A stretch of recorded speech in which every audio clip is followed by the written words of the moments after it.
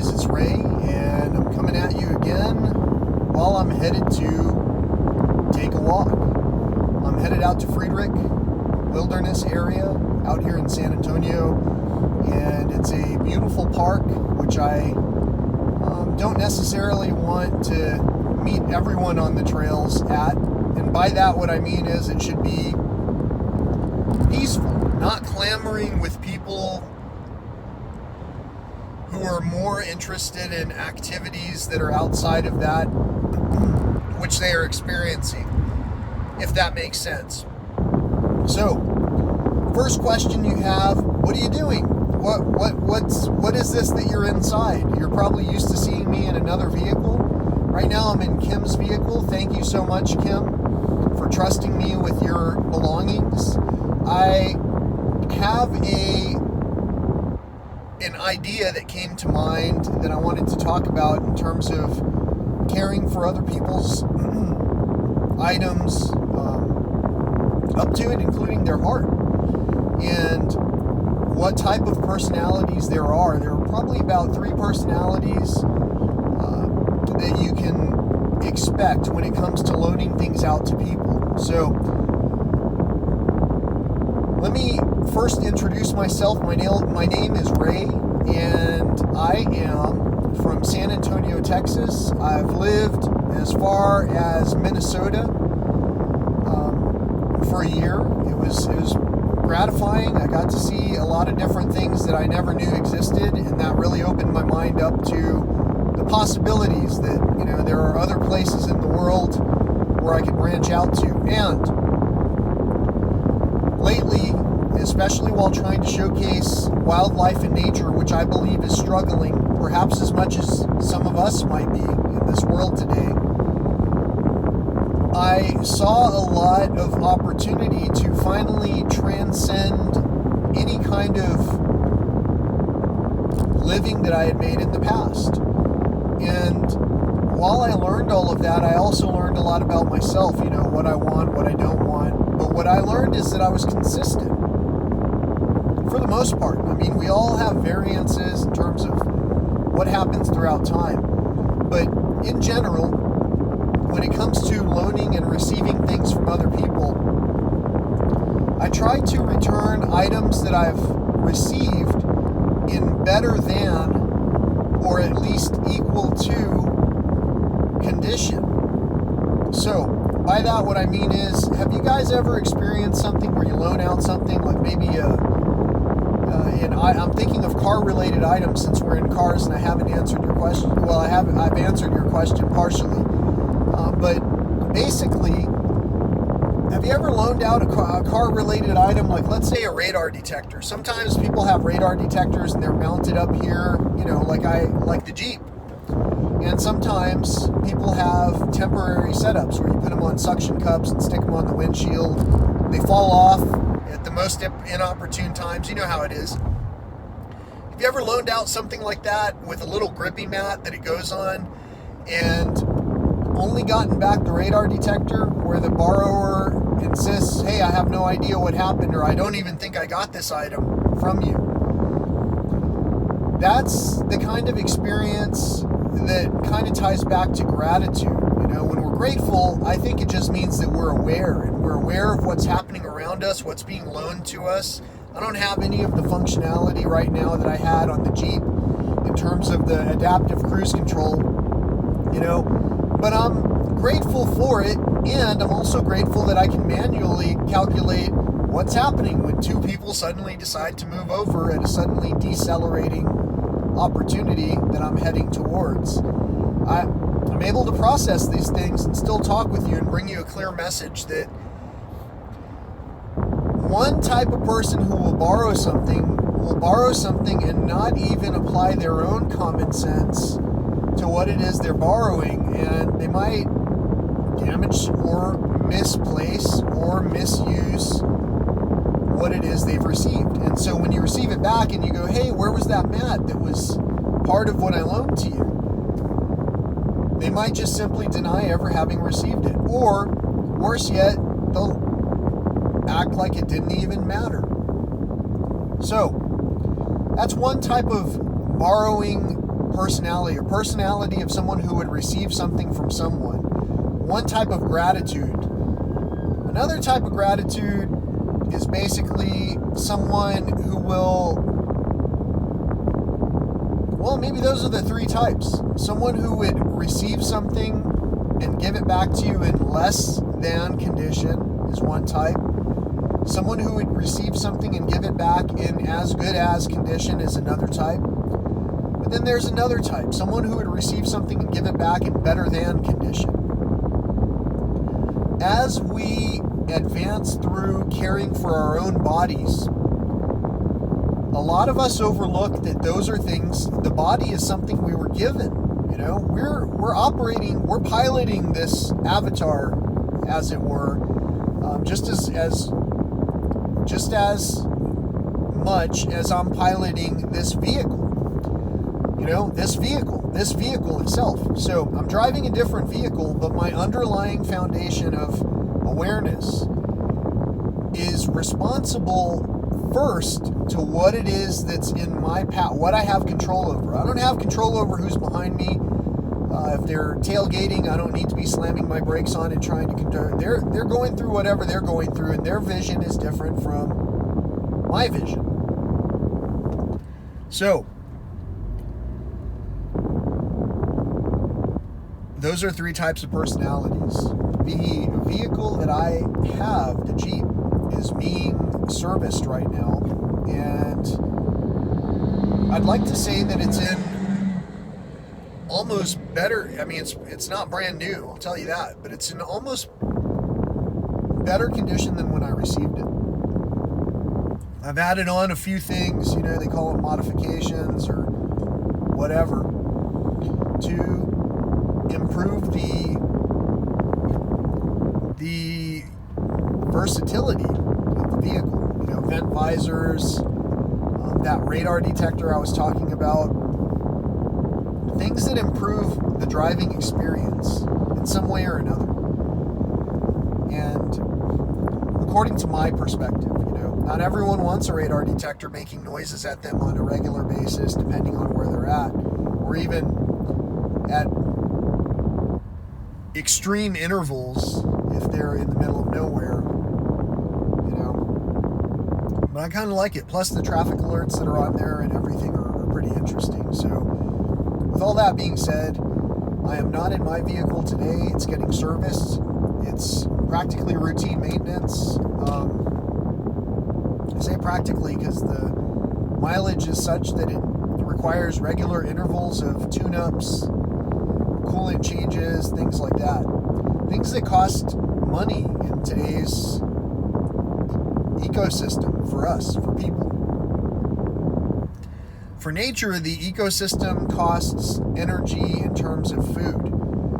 And food is really the driving energy. And it's funny because the way we prioritize things, water is the primary thing that we all require. And yet, when you come down to thinking about your day, depending on where you're watching this video, let me ask you, how do you value water? How do you value one another? Especially considering we're comprised greatly of water itself. How do you value one another?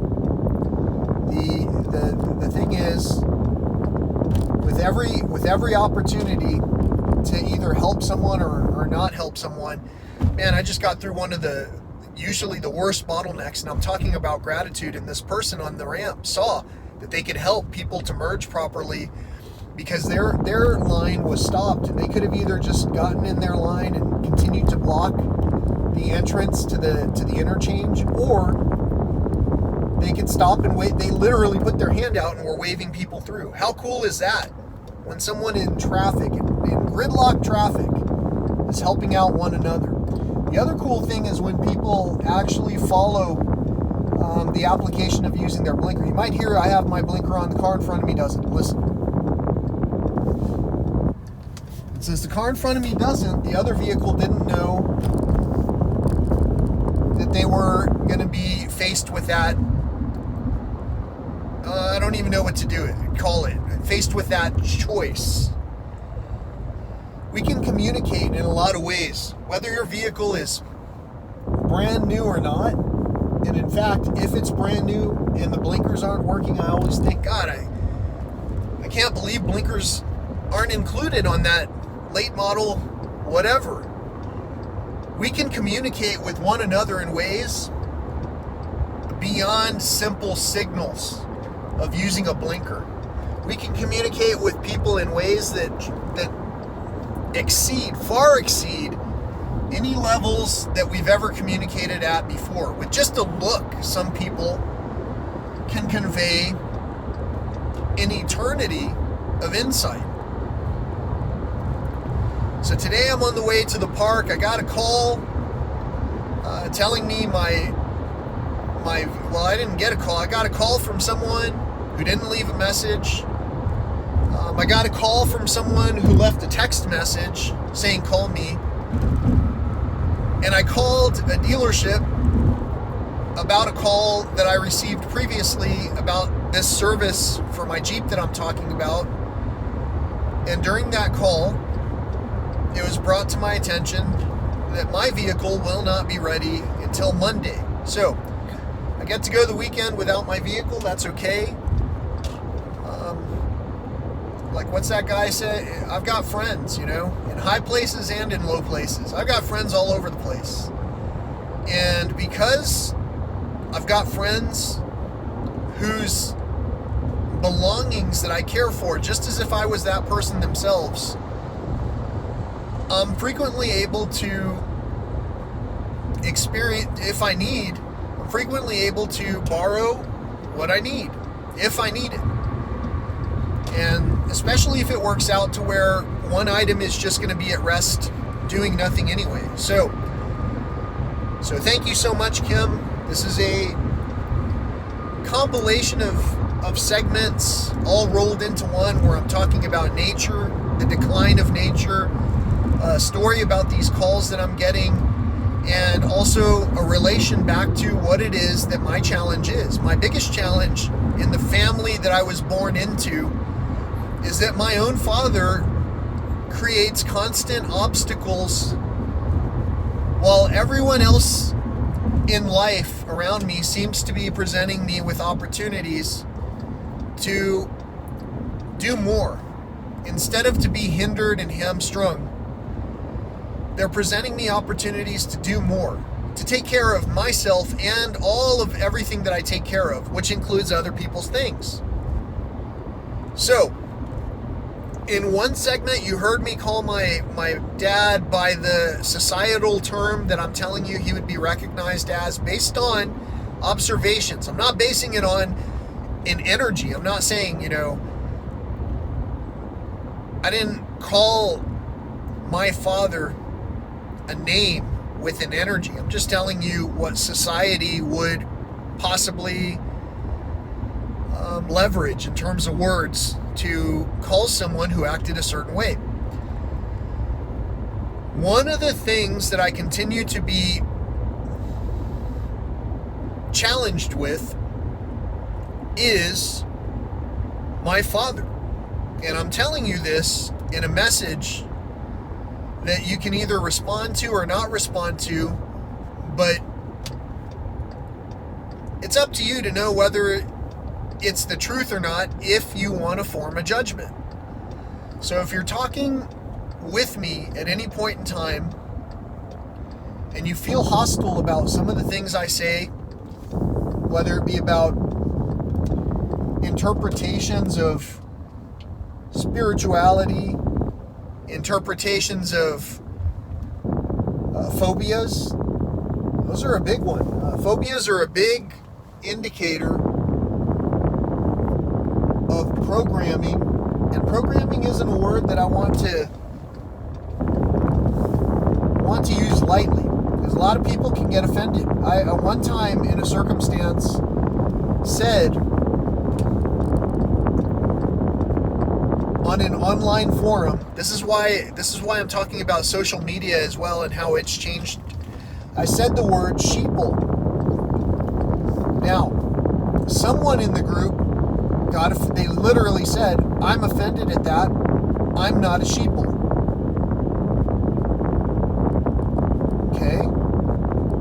but I had just talked about a concept, and someone felt called out by the concept. Most of us in this matrix of a world are sheeple. If someone sends a meme that's practically meaningless, that talks about what toppings would you leave off of this meat-based item, and it shows different vegetables and things that you could normally choose from, you get a list. It's like it's a mouth-watering thing. It's very insightful how we respond to certain things, what we respond to. It's all a good indicator of who we are in a lot of cases. So I'm very thankful for the number of friends, contacts that I've had here on this channel and on other channels. Don't get me wrong. Every channel is such a wealth of knowledge. We can talk with one another, learn with one another, put on different personas for one another if we want to, or we can just be ourselves. When we're ourselves, we oftentimes wind up right where we need to be at the exact moment. There's a butterfly flying by in front of me. The exact moment in time that we need to be there, over and over and over. There's no challenge. So what is it then? Why would I be so concerned that I would tell you that my father is a challenge in my life? In my life, I wanted to say an obstacle. I wanted to correct to an obstacle, but challenge is actually the good word for it. My own dad is quite the challenging situation in my life. I've named it a few times. I don't want to make it seem like I'm after everyone's money to resolve this, but I do name money as something that's inhibiting me from accomplishing certain things. And that thing that I'm having trouble accomplishing is, how do I restore the life that someone else has actively destroyed if I've depleted what I have to restore my own life? How do I talk about addiction in a way that people can understand? How do I talk about the decline in nature and our inability to focus on these things for long enough to understand that these are topics that, although they're very daunting, and although my limited market, my limited audience is seeing me a certain way, how do I help anything to be seen a different way? So I started to play music. Now, in order to play music, I basically, I put myself through a lot of different things. It takes a lot of free, open-minded thought to come up with what I come up with in terms of the songwriting process. The singing part will beautify itself over the course of time. That just takes maybe someone like my own father helping me out instead of being an obstacle. And whether or not they help me or are an obstacle, the fact is, we can all pick and choose our own family.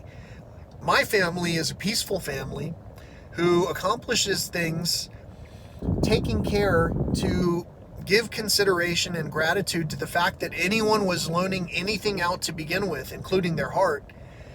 And that when my family returns that object, my family returns the thing that they were caring for in as good as or better condition. Now, have you ever thought about spirituality? I know this is going to make some people get a little upset, but spirituality has different textbooks. The good book, the blue book, the green book, the red book. It has all the different books that you can imagine. In the book that I was most exposed to, there was one parable where 3 people were loaned a certain amount of money, and one person, I believe, frivolously spent it or lost it. The other person buried it, and the other person built it into something amazing. Whenever I have money, I build it into something amazing. However, in the past, I used it for self-gratification. In other words, that even that Jeep that I had was kind of a self-gratification, although I intended to use it for business the moment that I saw it. And in a way I did. If some of you watching this ever had worked with me and drove, rode with me in my vehicle in any format, whether it was for personal travel or on your business trip where you were received in my hometown, or if I went to meet you and carry you to some other location in my vehicle, well, let me tell you, that's the reason I was loaned this vehicle. Because as we carry one another, we either succeed and we allow each other to merge into traffic properly without so much frustration, without incident, or we continue to roadblock one another. Have you been roadblocking me by not subscribing and sharing these videos that have a wealth of content? Man, I've had my blinker on for a long time. What are you doing in your car up there, listening to some music that's telling you that you hate the world? Change the channel, baby. Oh, man. I feel so goofy talking in this medium with people that I can't see, but who I know can see me clearly. And you know what? I actually can see you as well. And I think that in the past you got agitated by what I was saying, but I'm not kidding. We've all got places to go, and the more we roadblock one another, the more that roadblocking turns into a continuity of roadblocking. Today, I shared something on my personal page. It's a blog spot that talks about crop blockers. I took a picture in front of my plants that are taller than me. I just planted them right after the snow here in San Antonio, and they are fantastically gigantic. I'm coming out to this ecosystem where I see less wildlife than I see in my own backyard, in many cases, not in all cases. My message is wellness and conservation. My message has to do with getting over addiction. My message isn't for everyone, but that's why I pepper in the beautiful amount of Mother Nature and inspiring artwork, because that is for everyone. This is like show and tell. If you like something I'm showing off, please hear the story that I'm telling and understand that when I say click on the description, look at the information that's in there, and try to help me. I don't have all the ideas. I only have the ideas that are coming to my mind that I'm sharing with you. I've shared a lot of ideas about recycling, upcycling, and all kinds of things. What I have also shared is my obstacles that I'm running into and my needs. I don't have very many needs. I made some poor decisions in the past myself. I'm working through that. I'm being challenged with what it is that I need to be challenged with to overcome those obstacles. And in the meanwhile, as I'm receiving things, in order to restore them and bring them to light and to share them in ways that are more bountiful than when I receive them, sometimes I need a little assistance as well. And so I'm putting this out there with the absolute faith that you're hearing what I'm saying, that you're understanding what I'm talking about, that you're seeing the nature that I am sharing with you in between these segments where I'm saying, I'm about to go out into nature. You're seeing the nature that I'm sharing as I tell you, I just took someone else out into this place of nature, wonderful place. You're seeing that nature is nurture, and you're seeing that if we're lacking nurture, what about nature? Are we lacking nature? Is nature lacking nurture? In some cases, the answer might be right in front of our eyes as we turn off the Bluetooth speakers that we're playing while we're walking the trails, as we say hello to one another who we walk the trails with, as we share time with those people that we meet. You know that all of this experience is not quite so random. You have faith of some sort that you're struggling to recount in some cases, or that you're struggling to convey to someone else. And you also have a set of programming that causes difficulties carrying forward communication with one another. So I want to rebrand everything that I have as a safe space for communication.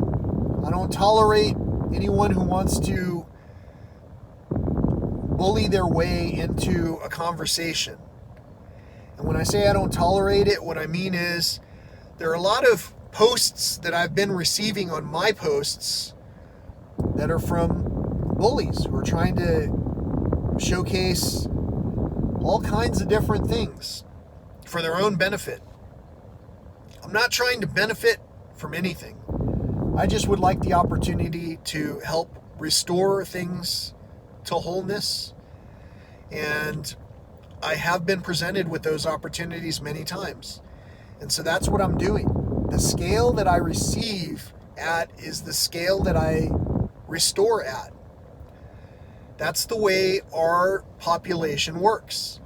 And that's the way our business works. And if our business has an interest in only making a profit instead of avoiding the profit, and I don't mean myself, I'm just saying, instead of avoiding spiritual thoughts, we should have these deep thoughts and wonder to ourselves, how grateful do I feel today? How have I helped? How have I tended to what I'm blessed with being able to tend to? Has it shown any progress? Have those around me been people who I'm letting down because I'm not answering their call? Remember, if someone's asking for help, they have to want to change in order to overcome that obstacle. Not everyone will ask for help because of ego, pride, different type of obstacles in their mind. Not all people will ask directly, but when questioned in a group, whether or not somebody wants anything actionable changed, they can only present the truth. I mean, they can lie, but the group knows. You guys know. You see it in the emotion. You see it in everyone's emotion. Whether or not someone's saying something with truth, or if they don't even care about consequences. Oh, what a great day. So I made a song not long ago called Truth or Consequences. Do a search for it. US 385. It's the highway to Big Bend. Truth or Consequences. I believe you'll find it that way. If not, just look at the fun videos I've shared in general and be open to the fact that discussions can sometimes make everyone uncomfortable if everyone is thinking in a manner that was given to us by just our fathers. There has to be a consensus that if someone isn't against us, then they're for us. If someone isn't against other traffic getting through because they themselves were delayed, then they will yield and allow other traffic to pass. That way, at least some of this problem is resolved, which leads to such a great energy. Wholesome, peaceful, collective, rewarding, beneficial energy that results in the restoration of that which we are entrusted to and the well-being of one another. Because in general, as a social species, we're really entrusted to one another when we get to interact with one another. So don't forget, when you see someone on the trails, at least give them a wave if you can. A nod, wink, whatever. But the energy you carry is your energy. Other people can dictate and direct energy towards you, but that's not you. That would be programming. If somebody could do something to cause you to be in a bad mood for the rest of the day. That's you. It's not me. If you want to hit someone, including your own son,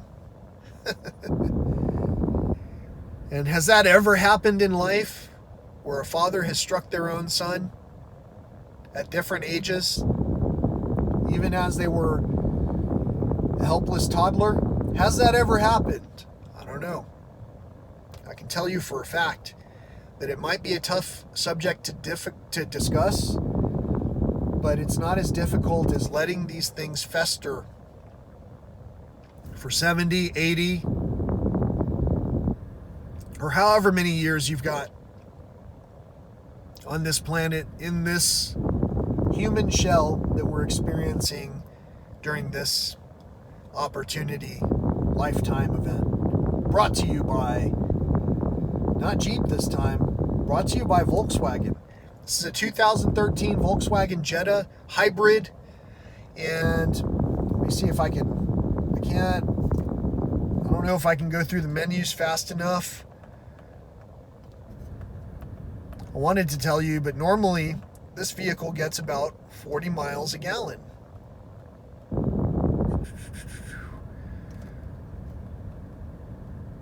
About 35 miles a gallon. 35 to 40 miles a gallon. I've been sitting here parked for a while, so it's giving me an estimate, 35 miles a gallon for sitting here doing nothing. This is a beautiful car. It's got the Fender audio system, and it tracks like a sports car. It's beautiful to drive. I have a lot of fun driving it. It's got a sunroof. The only thing that I think it's missing whenever I think about it is the traffic avoidance feature and the adaptive cruise control.